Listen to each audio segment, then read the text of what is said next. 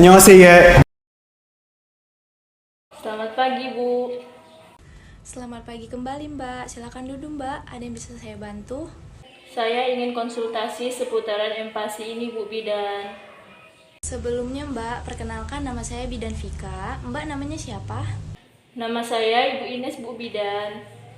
Baik Mbak Ines usianya berapa Mbak? Umur saya 27 tahun, Bu Bidan. Oke baik, Mbak Ines dengan usia 27 tahun ya. Jadi Mbak kemari dengan siapa Mbak?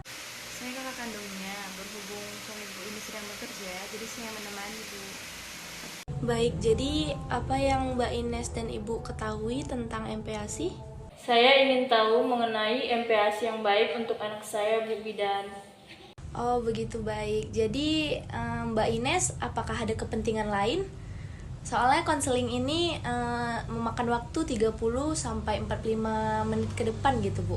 Jadi bagaimana dengan Mbak Ines, dengan Ibu? Oh, kebetulan hari ini saya sedang tidak ada keperluan lain, Bu. Jadi tidak apa-apa, Bu Bidan. Baiklah kalau begitu, Mbak. Jadi sebelumnya saya izin bertanya, usia anak Mbak berapa ya? Anak saya berusia 6 bulan, Bu. Oh, 6 bulan. Baik. Jadi untuk tinggi dan berat badannya berapa, Mbak? Beratnya itu 8 kilo dan tingginya itu kemarin 68 cm, Bu Bidan. Baik, Mbak. Jadi berdasarkan berat dan tinggi badannya, anak Mbak ini termasuk dalam status normal ya, Mbak ya? Syukurlah kalau begitu, Bu. Tapi begini, Bu Bidan, anak saya yang berusia hampir 6 bulan ini dan ini adalah anak pertama saya sudah coba memberi makanan pendamping untuk anak saya, tapi saya jadi bingung, Bu. Anak saya malah menjadi susah BAB. Bagaimana cara mengatasinya, Bu Bidan? Apa karena kurang dari tekstur kehalusan pada makanan anak saya ya, Bu? Nah, jadi gini ya Mbak, Ibu, sebelum kita mengarahkan ke MPASI, apakah Mbak Ines dan Ibu mengerti apa itu MPASI? Empasi itu kan makanan pendamping ASI kan, Bu Bidan. Nah, itu adalah makanan yang pertama kali dikenalkan pada bayi yang berusia di atas 6 bulan. Iya benar Mbak, salah satunya itu Mbak. Jadi Mbak, pemberian MPASI itu adalah pemberian makanan tanpa memotong pemberian ASI eksklusif gitu Mbak. Sejak usia bayi itu 6 bulan hingga 2 tahun gitu. Dan untuk anak Mbak ini sendiri yang menjadi sulit BAB gitu kan. Sembelit ini umumnya memang dialami bayi gitu Mbak dalam masa peralihan dari ASI tersebut gitu Mbak. Lalu mulai ditambahkan dengan MPASI gitu. Kemungkinan ini terjadi karena kurangnya cairan dan serat pada makanannya gitu Bu. Jadi ketika anak itu berusia 6 bulan sebanyak 6 porsi sendok makan, lalu pada usia 7 bulan 7 sendok makan dan begitu seterusnya. Untuk jenis makanannya pada usia 6 bulan anak bisa diberikan satu jenis saja makanan, selanjutnya pada bulan-bulan selanjutnya diberikan beberapa jenis untuk memacu pola perkembangan sistem indera pengecapan gitu. Jadi untuk mengatasi masalah tersebut Mbak juga dapat memberikan MPASI secara bertahap. Dari segi konsistensi serta jenis dan volumenya gitu ya Mbak. Berikan juga air putih serta sumber serat gitu Mbak, lebih bagusnya berupa sayuran dan buah-buahan yang cukup gitu. Dan Mbak juga dapat mengajak anak agar bergerak lebih aktif gitu. Buat dialah menggerakkan kaki seperti mengayuh atau merangkak lebih seringnya gitu ya Mbak ya. Jadi Mbak untuk aktivitas ini tersebut dapat membuat usus itu mendorong tinja lebih baik gitu, hingga pencernaannya pun jauh lebih baik gitu. Lalu untuk rasa bu, sebaiknya rasa apa ya bu yang kami perkenalkan terlebih dahulu untuk keponakan kami?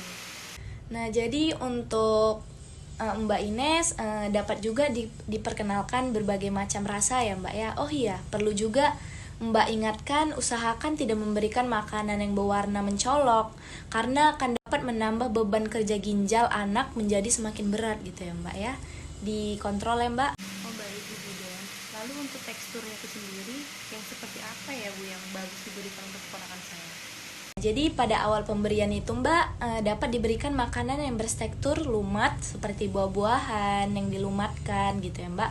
Lalu setelah menginjak 8 bulan dapat juga diberikan tekstur yang lunak seperti bubur gitu ya Mbak ya. Lalu pada usia 12 bulan dapat juga diberikan makanan yang bertekstur biasa atau padat seperti makanan orang dewasa. Hanya saja porsinya yang berbeda gitu Bu, Mbak. Oh, jadi begitu ya, Bu. Lalu untuk porsinya itu sendiri, Bu, apakah disamakan dengan porsi orang dewasa? Jadi untuk pola makannya itu dapat diberikan seperti pola makan dewasa kok Mbak, yakni 3 kali sehari ya Mbak ya. Untuk penyajian makanan keponakan saya gimana ya, Bu? Nah, jadi untuk penyajiannya sebaiknya tidak disamakan ya Mbak ya dengan penyajian orang dewasa gitu. Jadi sangat diperlukan sekali perhatian lebih terutama pada kebersihan alatnya, makanan atau dari penyaji sendiri gitu ya Mbak. Sebab kekebalan tubuh anak itu masih belum optimal gitu ya Mbak. Jadi kita bisa untuk mencegah penyakit seperti diare gitu. Ya, Bu. Jadi jika keponakan saya mengalami alergi, bagaimana cara kami mengetahuinya, Bu? Nah, jadi untuk mengetahui alergi pada anak kita, Bu, pada pemberian MPASI adalah dengan memberikan jarak pada saat pemberian makanan gitu. Jadi contohnya hari ini misalnya kita kasih dia makan seafood, lalu besok jangan diberikan seafood lagi gitu, Mbak. Tetapi dilihat dulu apakah ada efek dari dia memakan seafood tersebut gitu. Kalau ada berarti anak kita alergi terhadap bahan makanan tersebut gitu, Mbak. Baiklah kalau begitu, terima kasih banyak ya Bu Bidan. Saya jadi tahu mengenai MPASI yang akan saya berikan kepada anak saya.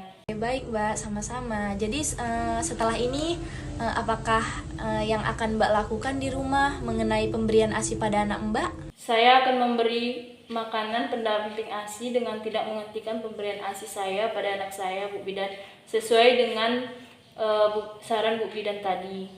Oke, baiklah. Apakah ada lagi Mbak yang ingin dikonsultasikan? Sudah Bu Bidan, sudah tidak ada lagi. Terima kasih banyak ya Bu Bidan. Iya, sama-sama Mbak. Sering-sering main ke sini ya Mbak. Semoga optimal pertumbuhan dan perkembangan anaknya ya Mbak ya, Bu. Iya, terima kasih, Bu Bidan.